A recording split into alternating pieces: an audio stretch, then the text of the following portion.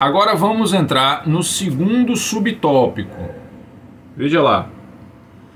Propriedade e compartilhamento. Veja só, fala de propriedade e compartilhamento. Estudiosos observam que a Igreja de Jerusalém vivia uma comunidade de compartilhamento, não de domínio. Os crentes mantinham a propriedade de seus bens, mas os disponibilizavam conforme a necessidade de cada um. Veja aí, observe que os crentes, eles continuavam com a propriedade de seus bens. Os seus bens não eram confiscados, diferentemente do comunismo e do socialismo. O Estado no comunismo, ele usurpa, ele toma, né? Ele confisca os seus bens para justificando, né, com a justificativa de que vai equiparar, de que vai ser solidário com outros que estão necessitados. É isso que no comunismo, né, e no socialismo se aplica. O Estado, ele confisca o bem, ele toma. É isso que a gente precisa entender, tá certo? Já dentro do Evangelho é totalmente diferente. O crente é que se sente, a pessoa convertida é que se sente numa condição de solidário, e ele enxerga a necessidade dos seus irmãos, e ele fazia o quê? Vendia um terreno, chegava com o dinheiro e botava nos pés dos apóstolos. Veja, até aí, eu não vou entrar na questão aqui com o que os apóstolos hoje vão fazer com o dinheiro, tá certo? Não é esse o assunto, não é esse o objetivo aqui. Isso é uma outra página da história.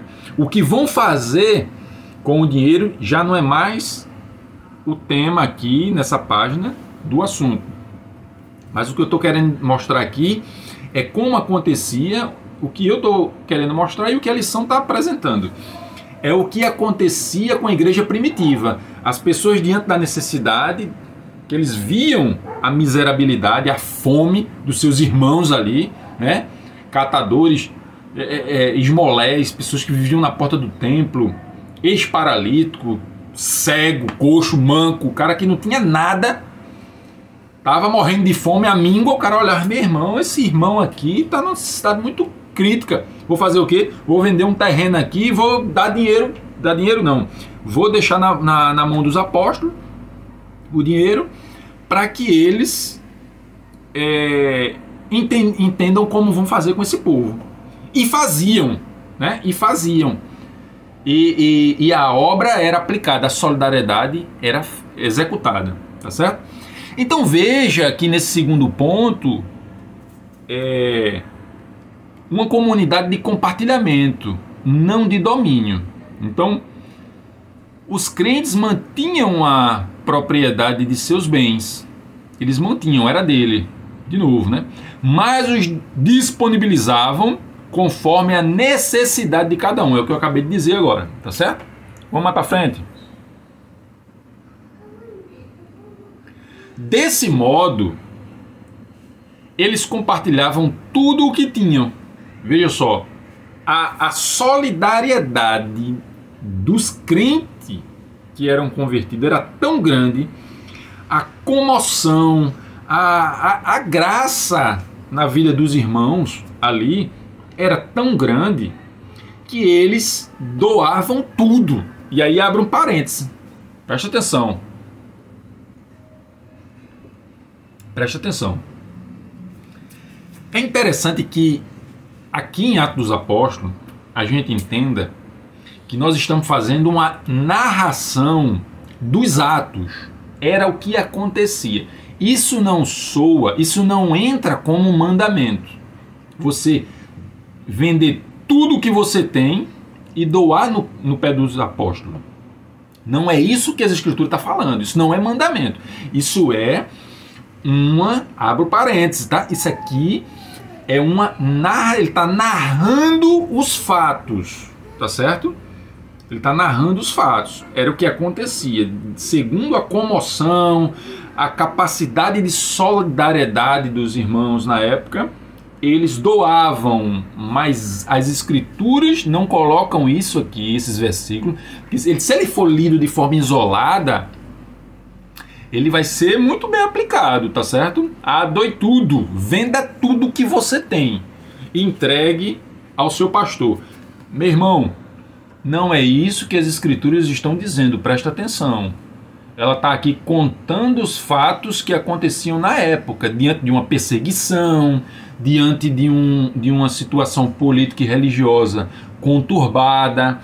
Se o cara ficasse com aqueles bens dele ali diante de ele ia ser preso, ele ia ser morto.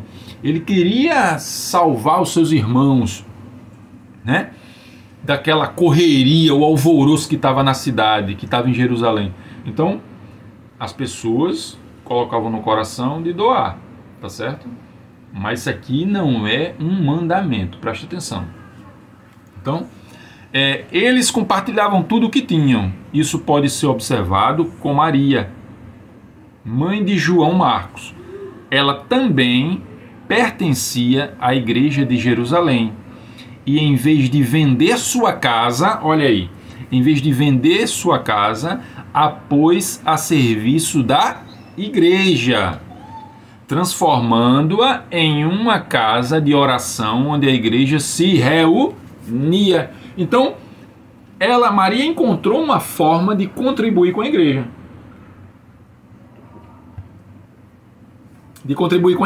Como foi a forma que ela encontrou?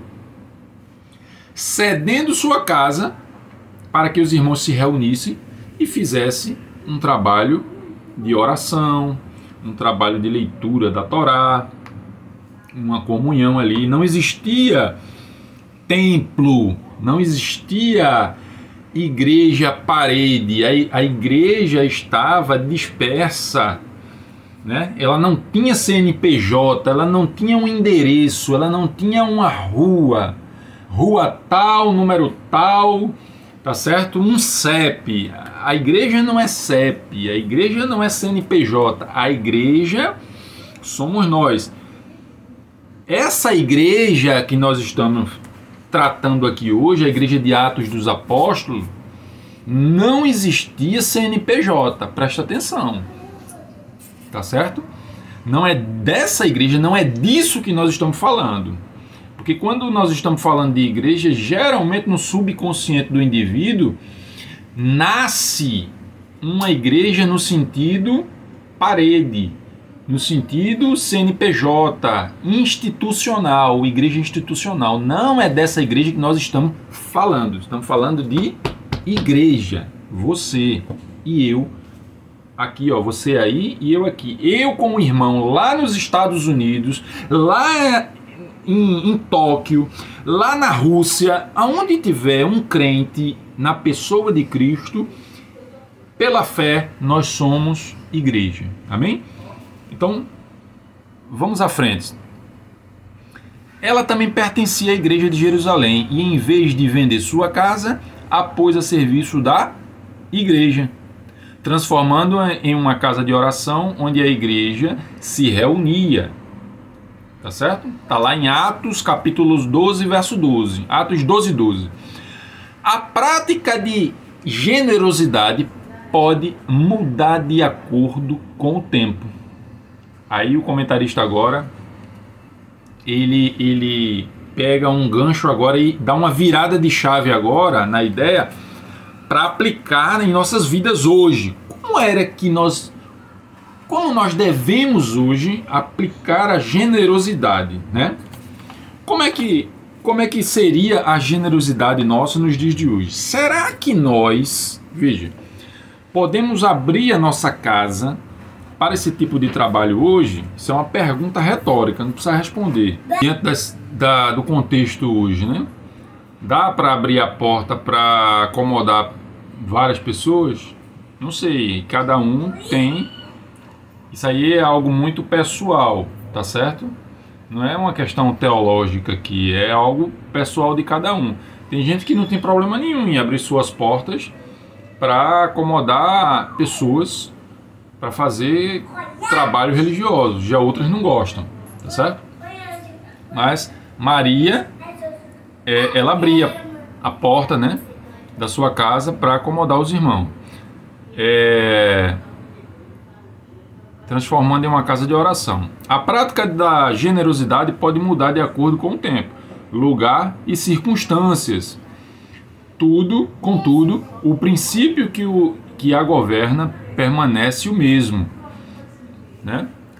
Então, a gente está falando aqui de princípio, né? De princípio.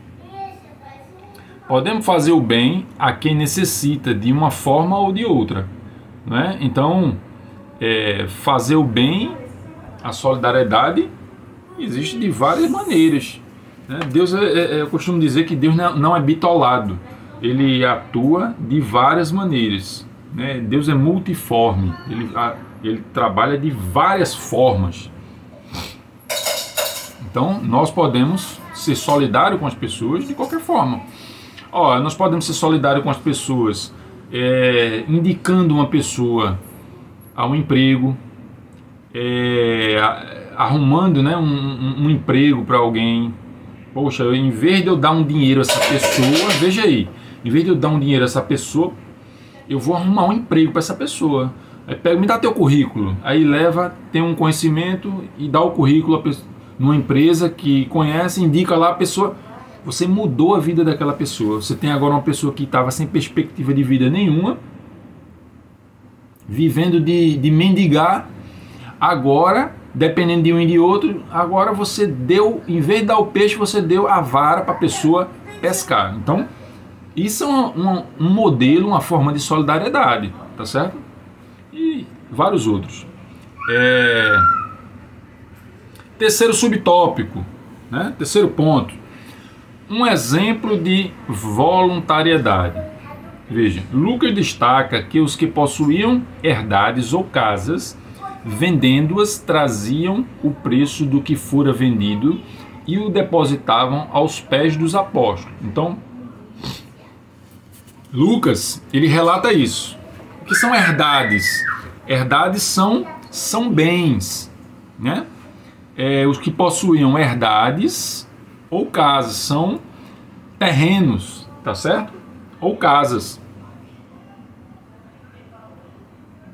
São herança, né? Herdade, herdou, que eles herdaram. Eles vendiam, porque o judeu, ele tem uma cultura de que tudo aquilo que ele recebe, veja aí que é interessante isso, né? Se um pai judeu, ele tem um terreno, ele tem muitas coisas, ele não vende. Isso fica para os pais deles, para os filhos dele. Então, tudo que é de riqueza da família vai passando para os filhos. E assim vai. Tá certo? Se morrer todo mundo daquela família, fica para os irmãos. A herdade, a herança, fica para os irmãos. Então, por isso que o judeu, ele é muito próspero, porque ele não se desfaz das coisas que ele tem de herança, né? A tendência é sempre ir juntando, e aí ele vai sendo próspero, tá certo? E aí a ideia de prosperidade é uma ideia muito mais ampla, tá? Eu posso até trazer uma aula aqui sobre prosperidade, o que é ser próspero. Mas o judeu, ele é muito próspero, né? Por conta de algumas regras que eles têm, algumas disciplinas que eles têm, que nós ocidentais não temos. E nós deveríamos aprender muito com o judeu, tá certo? Mas vamos lá, voltar para a aula aqui. Lucas destaca que os que possuíam herdades ou casas, vendendo-as, traziam o preço do que fora vendido e o depositavam aos pés dos apóstolos. Está lá em Atos 4:34. Nada aqui foi feito de forma obrigatória. Opa! Olha aí, reforçando aquilo que eu já tinha falado. Então, nada era de forma obrigatória. Ninguém vendia porque o apóstolo tinha mandado, ó, vende lá teu terreno que a gente quer pegar o dinheiro aqui e fazer a obra. É para obra, esse dinheiro é para obra. Venda lá a sua casa, venda seu apartamento, venda seu carro, traga a chave da casa e a chave do carro aqui, que é para fazer a obra. Presta atenção, olha para cá. Então, aquela igreja primitiva, ela não trabalhava nesse modus operandi, tá certo? Esse modus operandi aí, quando você vê isso acontecer, isso não é de pastor, isso é de mercenário. Você está entendendo? Quando você vê alguém obrigando você a vender aquilo que você tem para você trazer o dinheiro para os pés, né, dele, trazer para ele, e pior ainda, se utilizando desses textos sagrados, né, se utilizando das escrituras e manipulando as escrituras, que é uma manipulação que se faz hoje. Quando você vê isso, corra desse mercenário, porque isso não é pastor, isso é mercenário. Você está entendendo? Aqui na lição, não é Flávio que está dizendo não, viu? Não é Flávio que está dizendo não. Os próprios pastores, servos de Deus, né, que fizeram aqui, servo de Deus aqui, que fez o comentário da lição aqui, é ele que está dizendo. Tá certo? Então, ó, nada aqui foi feito de forma obrigatória. Ninguém contribuiu porque foi constrangido a isso. Ó, ninguém contribuiu porque foi constrangido. Veja, hoje existe um constrangimento para se ofertar.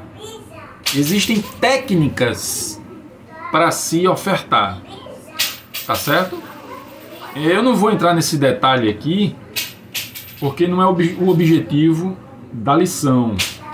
Mas, veja, quando você se sentir constrangido em dizimar ou em ofertar, saiba que determinado líder religioso está usando uma técnica para lhe constranger. É exatamente isso que ele quer fazer, lhe constranger diante dos outros para que você dê algum valor.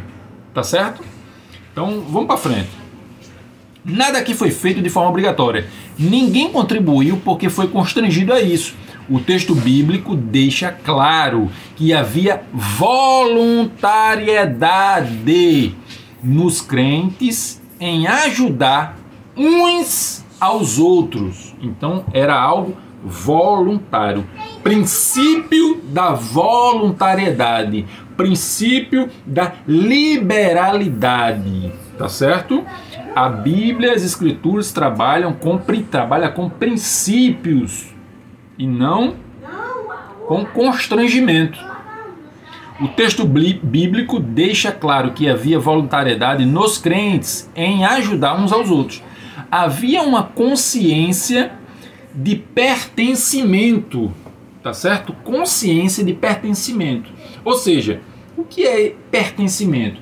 É você se sentir incluso, você se sentir daquele lugar. Eu pertenço a esse grupo.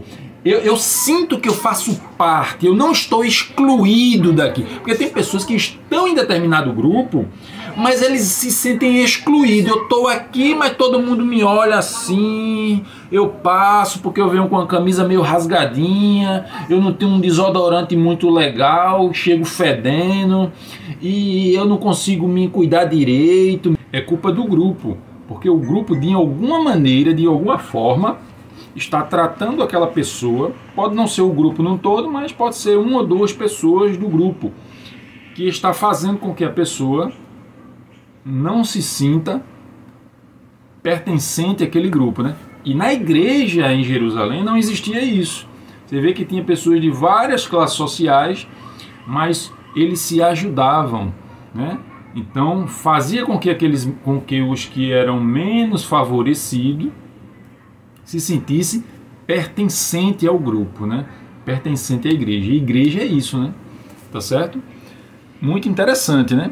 Ninguém deseja ver o outro excluído. Isso era a manifestação do grande amor de Deus derramado nos corações daqueles crentes. Então, o amor de Deus era tão grande nos corações dos irmãos que eles estavam se sentindo pertencente ao grupo. Tá certo? Sinopse do terceiro tópico. O amor se expressa na prática da solidariedade, onde os cristãos cuidam dos necessitados e buscam a equidade na comunidade. Então, você viu aí que lá no início do tópico, a gente viu que é equidade, né? Então veja as características aí do amor, né, de Deus quando está na igreja. Ele se expressa de que maneira? Na prática da solidariedade, né, onde buscam cuidar dos necessitados, tá certo? E busca também a equidade. Então você vê 3 características aí, tá? A solidariedade em si, cuidar dos necessitados e aplicar a equidade naquelas pessoas, tá certo? Chegamos ao fim de mais um tópico, tá certo? Terceiro tópico, glória a Deus, dá um like aí, compartilha esse vídeo, porque mais pessoas irão ter acesso a esse estudo e certamente serão impactados pela palavra de Deus, tá certo? Shalom Adonai, graça e paz e até logo. Que Deus abençoe em nome de Jesus. Pai, o senhor vai trabalhar?